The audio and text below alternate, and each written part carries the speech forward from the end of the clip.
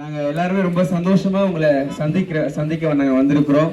ஏன்னா ஆண்டவராக இயேசு கிறிஸ்து நம்ம எல்லாருக்காகவும் தன்னுடைய ஜீவனை கொடுத்து நம்ம எல்லாரையும் கர்த்தர் மீட்டு இருக்கிறாரு. ஒருவேளை முன்னாட்களில் ஒரு பாவம் செஞ்சுட்டா அதுக்கான பரிகாரத்தை தேடி நம்ம ஓடிக்கொண்டிருந்தோம். ஆனா ஆண்டவராக இயேசு கிறிஸ்து நம்ம செஞ்ச எல்லா பாவத்துக்காக, நம்முடைய சாபத்துக்காக, நம்முடைய வியாதிக்காக அவர் கல்வாரி சிலுவையில தன்னுடைய சொந்த ரத்தத்தை சிந்தி நம்முடைய எல்லா பாவங்களை கர்த்தர் மீட்டு நமக்கு ஒரு மீட்பை கொடுத்திருக்கிறாங்க.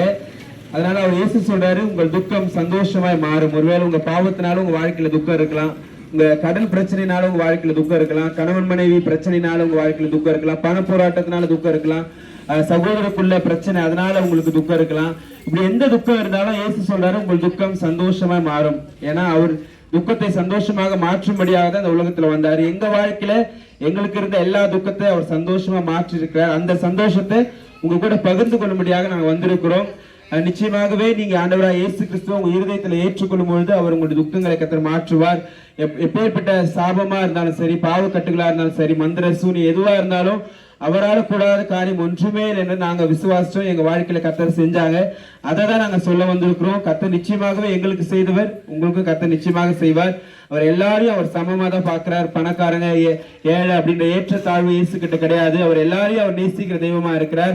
உங்க இருதயத்தில் அவர் ஏற்றுக்கொண்டீங்கன்னா அவர் நிச்சயமா உங்களை நேசித்து அவர் உங்க வாழ்க்கையில் இருக்கிற எல்லா துக்கங்களையும் கர்த்தர் சந்தோஷமாக மாற்றுவார். இன்னைக்கு பணம் இருக்கலாம், உயர்ந்த பதவியில இருக்கலாம், ஒருவேளை அவங்கள பார்க்கும்போது நல்லா இருக்கிறாங்க நம்ம நினைக்கிறோம். ஆனா தனிப்பட்ட வீட்டுல போய் நீங்க போய் பாத்தீங்கன்னா அவங்களுக்குள்ள நிறைய பிரச்சனை, நிறைய சமாதானம் இல்லாத சூழ்நிலை காணப்படும். ஆண்டவராக இயேசு கிறிஸ்து எப்பேற்பட்ட சமாதானம் இல்லாத சூழ்நிலை இருந்தாலும் அவர் சமாதானத்தை கொடுக்க அவர் வல்லவரா இருக்கிறாரு. நீங்க எதுவுமே பெருசா அவருக்கு கொடுக்கணும்ன்ற எந்த அவசியமே கிடையாது. இந்த உலகம் முழுவதும் அவருடைய கரத்தில் இருக்கிறதுனால உங்க இருதயத்தை மட்டும் ஆண்டவராக இயேசு கிறிஸ்து கேட்கிறாங்க. அந்த இருதயத்துல நீங்க ஆண்டவராக இயேசு கிறிஸ்து ஏற்றுக்கொள்ளும் பொழுது உங்க துக்கத்தை இயேசுப்பா சந்தோஷமா மாற்றுவாரு. ஒரு தெய்வீக சமாதானத்தை உங்க இருதயத்துல கர்த்தர் கொடுப்பாரு. நாங்க உங்களுக்காக செபிக்கிறோம். உங்க இருதயத்துல அவர் ஏற்றுக்கொள்ளுங்க. அவர் நிச்சயமாகவே உங்க துக்கங்களை சமாதானமா மாற்றுவார். தகப்பனே, நாங்கள் நமக்கு நன்றி செலுத்துகிறோம். அருமையான அப்பா, இந்த கிராமத்துல இந்த சத்தத்தை கேட்டுக்கொண்டிருக்கிற ஒவ்வொருவருக்காக நாங்கள் செபிக்கிறோம். அவங்க வாழ்க்கையில பலவிதமான பிரச்சனை நிமித்தமாக இசப்பா சந்தோஷம் இல்லாம இருக்கலாம், சமாதானம் இல்லாம இருக்கலாம். கர்த்தர் நீங்க எங்க ஒவ்வொருவருக்காக உங்க ஜீவனை கொடுத்து எங்க வாழ்க்கையில இருக்கிற சாபங்களை அப்பா, எல்லா விதமான இக்கட்டுகளை அப்பா, துன்பங்களை கர்த்தர் நீங்க நீக்கி இருக்கிறீங்க.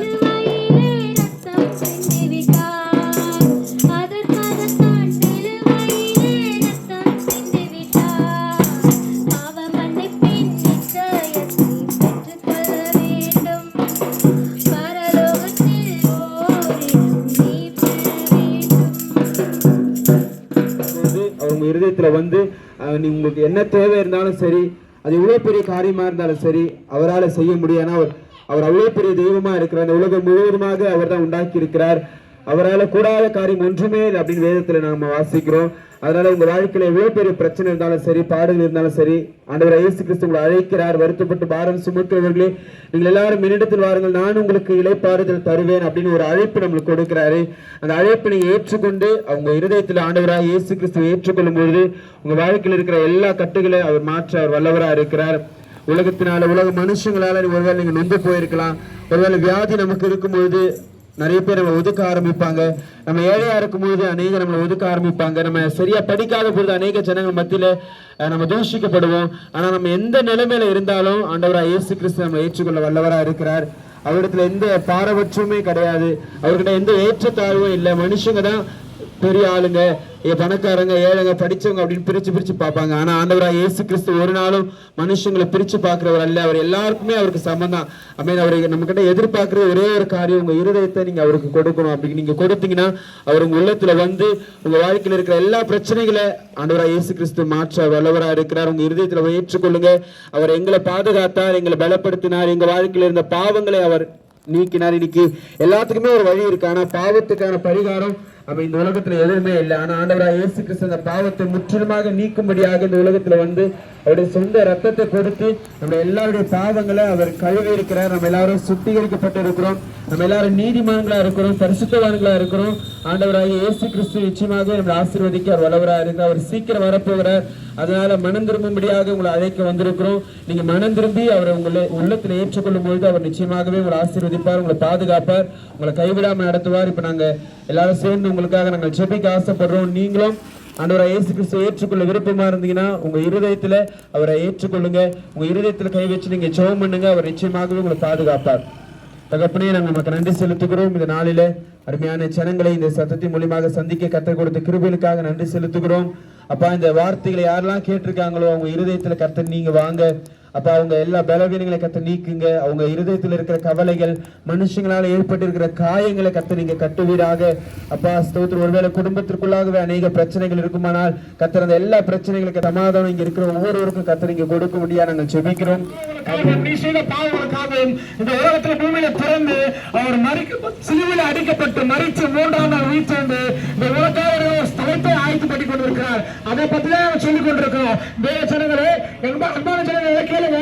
நீங்க எங்கெங்கயோ ஓடிக்கொண்டிருக்கிறோம், நிக்கோடு வேலை ஆகலாம். ஆனா நாங்க இங்க வந்து பாத்தீங்கன்னா இந்த நாள்ல கூட அருமையான ஞாயிற்றுக்கிழமையில நாங்க எல்லாம் வந்து எங்கேயோ சாப்பிட்டுட்டு தூங்கி இருக்கிறோம், டிவி பார்த்திருக்கிறோம், சினிமா பார்த்திருக்கிறோம், மற்ற காரியங்களுக்காக ஓடி இருக்கிறோம். ஆனா நாங்க அதை பண்ணாம இங்க வந்து ஏன் சொல்லிட்டு கொண்டிருக்கிறோம் அப்படின்னா, நாங்க ருசி பார்த்த அன்பு தேவனுடைய கேட்ட அன்பு நீங்களும் ருசி பார்க்கணும், நீங்களும் நித்திய ஜீவனை அடையணும் சொல்லி நாங்க சொல்லிக் கொண்டிருக்கிறோம்.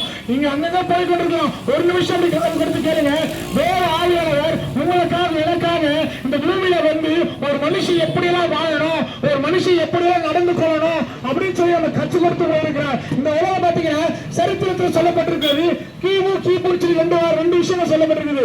கிமு என்றால் கிறிஸ்து பிறப்பதற்கு முன்ன, கிபி என்றால் கிறிஸ்து பிறப்பதற்கு பின்னு சொல்லி ரெண்டா பிரிச்சிருக்காங்க. அதை பாத்தீங்கன்னா ஆண்டவராகிய இயேசு கிறிஸ்து 2022 ஆண்டுகள் முன்பதாக இந்த பூமியில வந்து அறிவியல் சாட்சி இருக்கிறது. இந்த உலகத்துல பாத்தீங்கன்னா ஒரு மனுஷன் பாத்தீங்கன்னா பிறக்கிறான், வாழ்றான், பணத்தை சம்பாதிக்கிறான், செத்து போறான். இந்த மாத்திரம் நமக்கு தெரியும். அதை தாண்டி ஒரு மனுஷன் இறந்து போறான்னு சொன்னா அவனுக்கு இன்னொரு வாழ்க்கை ஒன்று இருக்கிறது. அந்த வாழ்க்கை என்னன்னு சொல்லிதான் நாங்க சொல்லிக் கொண்டிருக்கிறோம். ஆமாத்தவர்களே, இங்க ஒரு மனுஷன் வந்து பாத்தீங்கன்னா அந்த பூமியில செத்து போட்டா அப்படின்னு சொன்னா ரெண்டு நெடுக்கு 6 குறுக்க உள்ள போட்டு அமுக்கு. இதுதான் மனுஷனோட வாழ்க்கை. நீ எவ்வளவு சம்பாதிச்சாலும் சரி, எவ்வளவு சொத்து வச்சாலும் சரி, உனக்கு சொந்தமான 6 அடி நிலம் மட்டும்தான். அந்த 6 அடி நிலத்துக்காக நீ இவ்வளவு நேரம் செலவிட்டு விவசாயம் ஓடி போடுற உலகத்துல அழிந்து போற பொருட்களை தேடி, அழிந்து போற செல்வனை தேடி ஓடி கொண்டிருக்கிறீங்க. ஆனா நீங்க செத்து போட்டீங்கன்னு சொன்னா உங்ககிட்ட ஒண்ணுமே இருக்காது. உங்க சொந்தக்காரம் யாரோ உங்ககிட்ட இன்னும் வரவே இருக்குல்ல. ஆனா நீங்க இறந்து போட்டீங்கன்னு சொன்னா பரிவாழ்வு ஒன்று இருக்கிறது. அதுதான் பரலோகத்துல இயேசு கிறிஸ்து கொடுக்கிற வாழ்வு. அந்த இயேசு கிறிஸ்து பத்தி நாங்க சொல்லிக் கொண்டிருக்கிறோம். இந்த ஒரு மனுஷன் இறந்து போட்டீங்க, பாவ செய்தி சம்பாஸ் இறந்து போயிட்டீங்க அப்படின்னா நரகத்துக்கு போயிடுவீங்க. நரகத்துக்கு சொன்னால் அக்கினி எரிந்து கொண்டே இருக்கும். புழுக்கள் வந்து வேந்து போகாது. அங்க வந்து பாத்தீங்கன்னா ஒரே பொற்கடிப்புகள், அப்படியே ஐயோ எல்லாம் கூச்சிக்கிட்டே இருப்பாங்க, சத்தம் கேட்டுக்கிட்டே இருக்கும், வேதனை அனுபவிச்சுட்டே இருப்பீங்க. ஆனா இதே நீங்கள் நன்மை செய்து தேவனை அறிந்து தேவனை ஏற்றுக்கொண்டு சொன்னால் பரலோகத்துல நித்திய வாழ்வு, அங்க சமாதானம் இருக்கும். உங்களுக்கு தொல்லை இருக்காது, துக்கம் இருக்காது, கஷ்டம் இருக்காது, வியாதி இருக்காது, பண கஷ்டம் எதுவுமே இருக்காது. வெறும் சந்தோஷம் மட்டும்தான் இருக்கும்.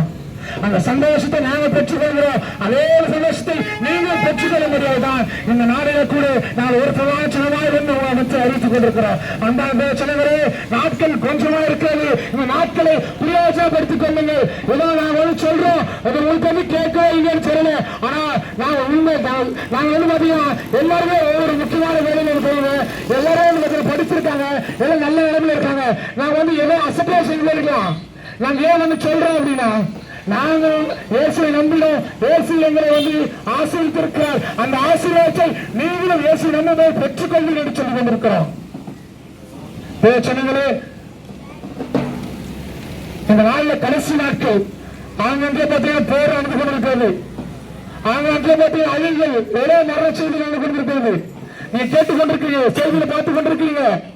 கொஞ்சம் மனதிரம பரலோக ராஜ்யம் சமீபமா இருக்கிறது.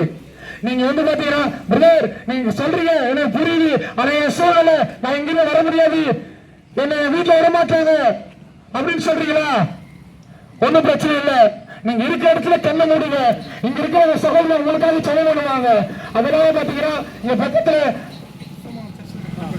பக்கத்துல சோமங்கலம் அட்வென்ட் கிறிஸ்துவ சர்ச் இருக்கு. அங்க ஞாயிறு சபைகள் நடத்தி கொண்டிருக்காங்க. காலையில் 7 மணிக்கு அங்க போங்க. அங்க இருக்க பாஸ்டர் உங்களுக்காக கண்டிப்பா ஜெபம் பண்ணுவாங்க. இருக்கிற இடத்துல கண்ண மூடுங்க.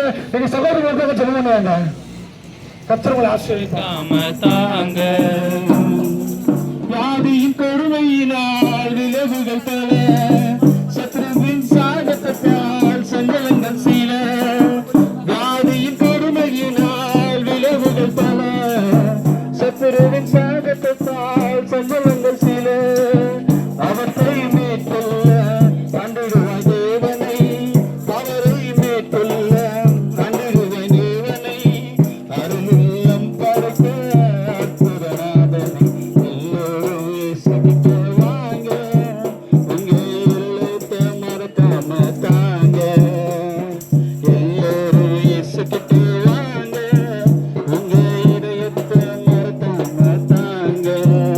உங்க பணத்தை கேட்கல, உங்க நகையை கேட்கல, உங்க உடலை கேட்கல, உங்க உள்ளத்தை கேட்கிறா.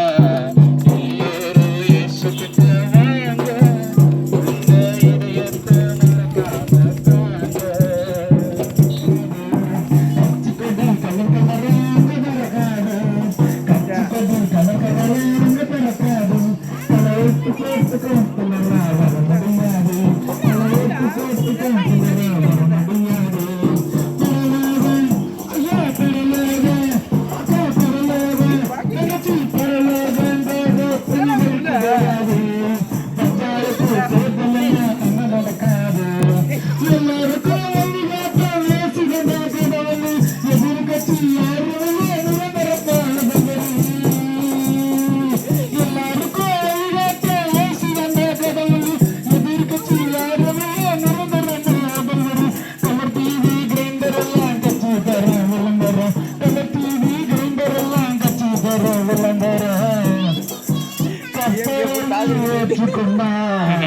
உனக்கு எல்லா பொருளும் இலவசம், உனக்கு எல்லா பொருளும் இலவசம்.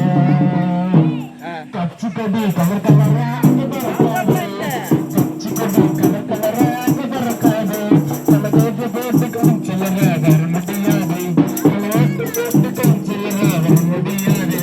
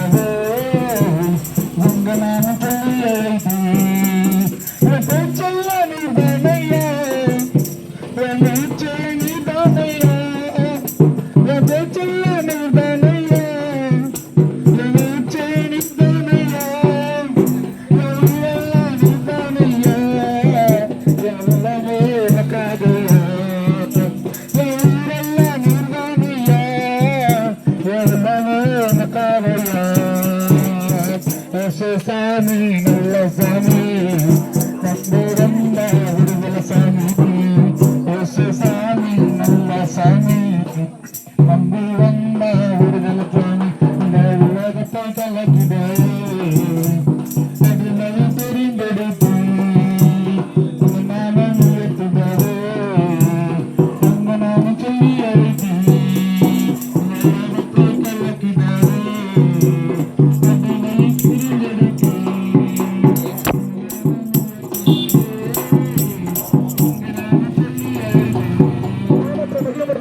கொண்டிருக்கிறோம். அன்பான தேவச்சனங்களே, இந்த உலகத்துல பாத்தீங்கன்னா ஒரு மனுஷன் உயிர் வாழ்கிறான், பிறக்கிறான், உயிர் வாழ்கிறான், பணத்தை சம்பாதிக்கிறான். அதே மாதிரி கடைசி காலத்துல 6 பிள்ளைகளை செட்டில் பண்ணிட்டு செத்து போயிடுறான். இந்த உலகத்துல ஒரு நோக்கம் மாத்திரம் இருக்குது. மனுஷன் ஒரு பணத்தை மாத்திரமே தேடி ஓடிக்கொண்டிருக்கிறான். ஒரு இலை பார்த்து இலை நோக்கியும் அவர் ஓடிக்கிறதில்லை. பண ஆசை எல்லா தீமைகளுக்கும் வேறா இருக்குன்னு சொல்லி வேதம் சொல்லுகிறது. நீ பணத்தை முக்கியமா நம்பி ஓடிக்கொண்டிருக்க, அந்த பணம் ஒரு நாள் உன்னை கைவிட்டுற. ஆபத்துல பணம் உன்னை காப்பாத்தாது. நீ எவ்வளவு பணம் வச்சிருந்தாலும் கடைசி நேரத்துல உன் ஜீவனை பணம் காப்பாத்தாது. உன் ஜீவனை காப்பாற்ற சொன்னா மனம் திரும்பி தேவனை ஏற்றுக்கோ. ஆம்பளை இந்த உலகத்துல பாத்தீங்கன்னா மனுஷன் செத்த பிறகு பூமியில போட்டு பதிச்சிடுறாங்க. அவ்வளவு சாப்டர் க்ளோஸ் அப்படின்றான். ஆனா அப்படி கிடையாது. ஒரு மனுஷன் செத்து போயிடுன்னு சொன்னா அவனுக்கு இன்னொரு வாழ்க்கை இருக்குது. அந்த 2 வாழ்க்கைகள் என்ன சொன்னா, ஒன்று நிச்சயமான பரலோக வாழ்க்கை, இன்னொரு நரக வாழ்க்கை. பரலோக வாழ்க்கையை போகணும்னு சொன்னா நீங்க மனம் பெற வேண்டும். பாவத்தை விட்டு மனம் பெற வேண்டும். அதை நரக வாழ்க்கைன்னு சொன்னால் நீ பாவத்தை செய்து மனம் பெறாம இருந்தா நீ இறந்ததுக்கு பிறகு நரகத்திலே போயிட்டு அங்க அழுது கொண்டிருப்ப, அங்க அக்கினி எரிந்து கொண்டே இருக்கும். புழுக்கள் ஏகாது. நீ ஐயோ மாதிரி கத்துக்கிட்டே இருப்ப. உன்னை காப்பாற்ற யாரும் வரமாட்டாங்க. ஆனா ஏன் நீ மனதுருவி தேவனை ஏற்றுக்கொண்டு பரலோகத்துல நித்திய வாழணும். ஆண்டவரோடு கூட எங்களோடு கூட நீ அற்புதமா சந்தோஷமா இருப்பீர்கள். அந்த நித்திய வாக்கு நீ அடைய வேண்டும் சொன்னால் மனதிருமங்கள் எனக்கு கடைசி காலமா இருக்கிறது.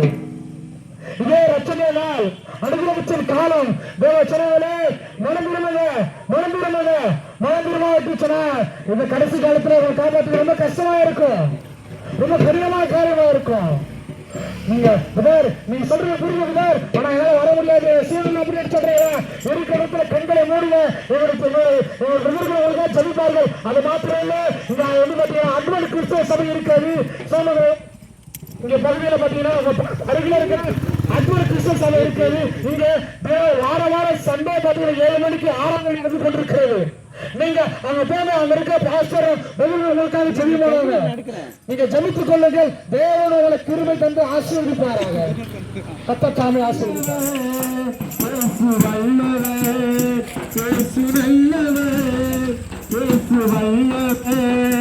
அன்பு நிறைந்தவர் இயேசு நல்லவர், இயேசு வல்லவர், இயேசு நல்லவர், இயேசு வல்லவர், அன்பு நிறைந்தவர். நமக்கு ஒரு நேசருண்டு, அவர்தான் இயேசு ராஜா. நமக்கு ஒரு புகலிடமும்